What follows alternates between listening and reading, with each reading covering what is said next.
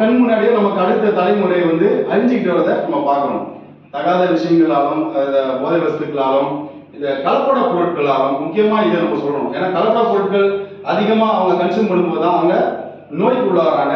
அதனால மருத்துவரை தேடி போறாங்க. இது மாதிரியான இறப்புகள் நம்ம நிறைய சந்திச்சிருக்கிறோம். நீங்க பாத்தீங்கன்னா சின்ன சின்ன வயசுல எல்லாம் பசங்க வந்துட்டு ஹார்ட் அட்டாக் வருது, பசங்களுக்கு நிறைய பிரச்சனைகள் வருது. இதை வந்து நம்ம தடுக்கணும் அப்படின்னு சொன்னா நல்ல பொருட்களை, தரமான பொருட்களை நாம உட்கொள்ளும் பொழுதுதான் இதை நம்மளால அவாய்ட் பண்ண முடியும். ஆதி காலத்துல பாத்தீங்கன்னா நம்ம உரல்ல தான் மாவு அரைச்சாங்க. அந்த உரல்ல மாவு அரைக்கும் பொழுது நம்முடைய ஆரோக்கியம் நல்லா இருந்துச்சு. அது அரிசிக்குள்ள அப்படி கை விட்டு அப்படி எடுத்து பார்த்தோம்னா அதுக்குள்ள தவிடா இருக்கும். இன்னைக்கு கல் குரணை நீக்கப்பட்டதுன்னு சொல்லிட்டு அவங்க ஒரு விளம்பரம் கொடுக்குறான். அதுல இருக்கிற எல்லாத்தையுமே எடுத்துட்டு வெறும் சக்கையை நம்ம கொடுக்குறான். அந்த சக்கையை மட்டும் தான் நம்ம சாப்பிட்றோம். அதனால நம்மளோட உடம்பு வெறும் சக்கையா தான் இருக்குது. சக்தி இல்லாத உருவமா நம்ம மாறிக்கிறோம். இதை நம்ம மாற்றணும் அப்படின்னு சொன்னா நம்ம ஆர்சிஎம்குள்ள டெஃபினட்டா வரணும். இதுக்கு அடுத்து பாத்தீங்கன்னா நம்ம டயபெட்டிக் நிறைய பேர் சொல்லுவாங்க. டயபெட்டிக் அப்படின்னு சொல்லுவாங்க. சாதாரண விஷயமா போச்சு. அன்னைக்கு வந்து அது ஒரு பெரிய பிரச்சனை. இன்னைக்கும் அது பெரிய பிரச்சனை தான்.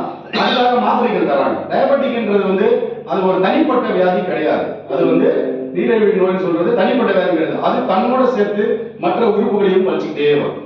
அது எங்கெங்கெல்லாம் போதோ அங்கெல்லாம் நம்மளுடைய உறுப்புகளை கொண்டு போகும். நம்ம இது பத்தின விஷயம் நமக்கு தெரியும் பொழுது நமக்கு ஏதாவது ஒரு அறிகுறி மூலியமா ரொம்ப நாள் கழிச்சு தான் இது உடனே எல்லாம் தெரியாது. ரொம்ப நாள் கழிச்சு தெரியும் போது நம்ம ஒரு மருத்துவர் அனுப்புவோம். அவர் பார்ப்பாரு. பார்த்தோன்னே உனக்கு வந்து 300 இருக்குப்பா, இவ்வளவு மாத்திரை சாப்பிடு, காலையில் இவ்வளவு எம்ஜி, நைட் இவ்வளவு எம்ஜி சாப்பிட்டு சொல்லுவார். அது சர்க்கரை மட்டும்தான் கட்டுப்படுத்தும். இது கூட டிராவல் பண்ண அத்தனை ஆர்கானம் அதே இடத்துல வந்து நின்றுடும்.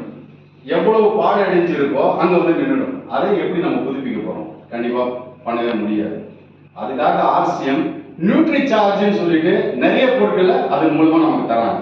நம்முடைய உள் உறுப்புகளை புதுப்பிக்கக்கூடிய அந்த நியூட்ரி சார்ஜ் பொருட்களை நம்ம எடுத்துக்க சொல்ல மீண்டும் நம்முடைய உள் உறுப்புகள் பழைய நிலைக்கு செல்வதற்கான மிகப்பெரிய ஒரு வாய்ப்பு நமக்கு கிடைச்சிருக்கு. அதை கொடுத்துருக்கிறது ஆர்சிஎம். வழக்கமா நகைச்சுவையா நான் எல்லா இடத்துல போகும்போது நகைச்சுவையா பேசுவேன். எங்க இப்படிதான் ஒரு நாள் ஆஃபீஸ்க்கு வேகமாக போய்கிட்டு இருக்கோம். ஆஃபீஸ்ல போய் நின்ன உடனே ஒரு லிஃப்ட் பார்த்தீங்கன்னா ஏ, இன்னொரு லிஃப்ட் பி, இன்னொரு லிஃப்ட் சி, இன்னொரு லிஃப்ட் டி, 4 லிஃப்ட். ஏங்கிற லிஃப்ட் 2, 4, 6, 8, 10 இதுக்கு தான் போகும். பிங்கிற லிஃப்ட் 1, 3, 5, 7, 9 இந்த ஃப்ளோருக்கு தான் போகும். நான் போய் அந்த லிஃப்ட்ல நிற்கிறேன். நான் 7வது மாடிக்கு போனோம். அதனால அந்த லிஃப்ட்ல நிற்கிறேன். ஒருத்தர் ஓடி வந்தார். டைம் மாதிரி அவர் வந்து இதுல 1க்கு போகலாமான்னு கேட்டார்.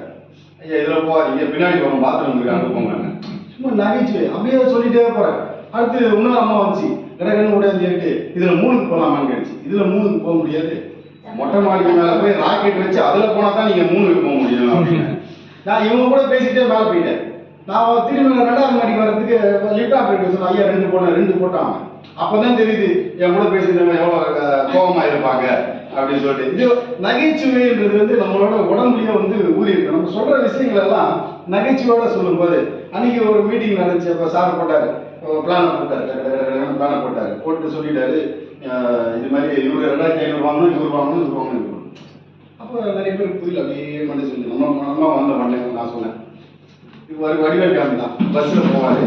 பஸ்ல ஏறி போயிட்டே இருக்கு சொல்ல அவருக்கு 2000 ரூபாய் கண்டக்டர் பண்ணலாம். அந்த 2000 ரூபாய் தரனாரு தான் அவர் போய் கிட்டே போய் கேட்பா. ஐயா 2000 ரூபாய் இடியா தரேன் நான் வேண்டி அவர் வெறுப்பாயிட்டு அப்புறம் இறங்குற ஒரு ஆள் கூட சேர்த்து விட்டுருவாரு. இவருக்கு ஒரு 2000 ரூபாய் கொடுத்து அனுப்பியாங்க. அவங்க 4 பேரும் சேர்ந்து ஒரு இடத்துல போய் நின்றுட்டு ஒன்னா பேசி நிற்பாங்க. எவ்வளோ தரணும்? 2000 ரூபாய் 2000 ரூபாய் 2000 ரூபாய் 2000 ரூபாய்மா 4 பேர் கிடையாது, 4 பேர்னு சொல்லுவான். அப்போ 2000 ரூபாய் நான் 10 ரூபாய் தரணுமா அப்படின்னு.